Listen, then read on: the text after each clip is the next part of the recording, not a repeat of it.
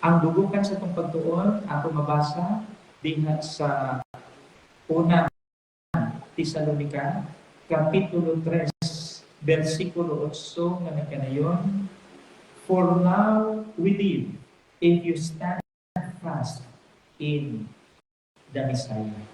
Hallelujah. Kay karon kita nangabuhi sa diha nga nibaro kayo kita diha sa ato ang manluluwas nga si Rabbi Yeshua.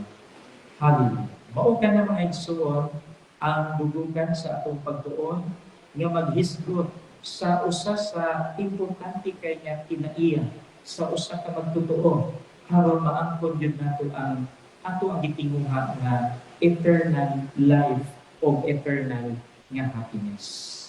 Unsa ang gitinguha sa atong Ginoo para sa tanan nga nagtinguha nga mag-alagad kaniya.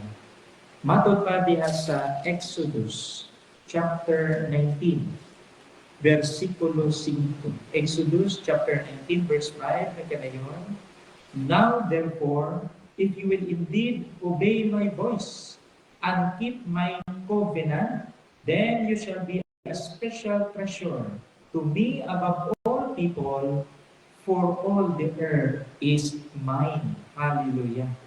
Nag-ingon ang Exodus 19:5 nga busa karon kung imo magayong pagtuman ang akong pulong nga imuhang bantayan ang kasabutan.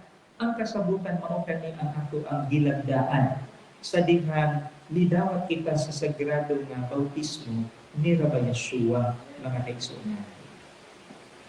Busa ikaw mahimo nga pinasaki nako nga mga bahandi ibabaw sa kanang katawan kay ang tibuok kalibutan ako ahan. Hallelujah. Now ang tinguha sa ato ang langit nga amahan nga kita unta nga mga katawhan, kita unta nga mga katawhan, mahimo kitang masinugtanon sa iyang pulong.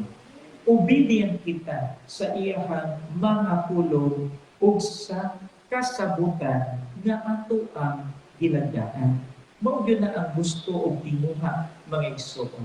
Kaya naman gusto niya nga sa dihang masinugtanon kita, obedient kita, himuon kita niyang usa ka bahandi. Usa ka bahandi sa katawhan mga igsoon dinhi sa kalibutan. Hallelujah. Nausa ang atong dapat itubag isip mga katawhan nga nagtinguha gayon og eternal nga life og happiness. Matod pa dinhi sa Exodus 19 verse 8 na kanayon, then all the people answered together and said, all that Yahweh has spoken, we will do. Hallelujah.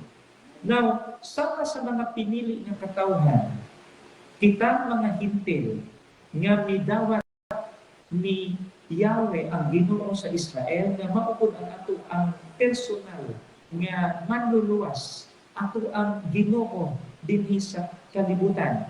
Susama ko sa kita dapat og tubad nga ang tanan nga gisulti sa ato ang Ginoo ato kong tumanon mga kaigsuonan. Dili lang to sa ato ang mga pagtabi kundi ipakita gyud nato sa binuhatan.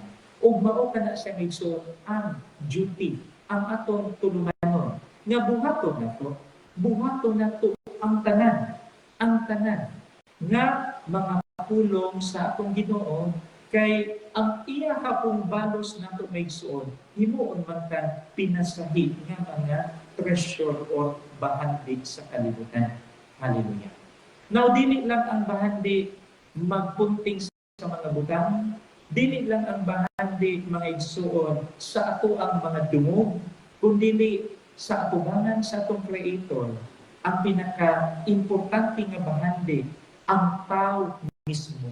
Kitang tanan, hinimo ka sa langit ng Amahan.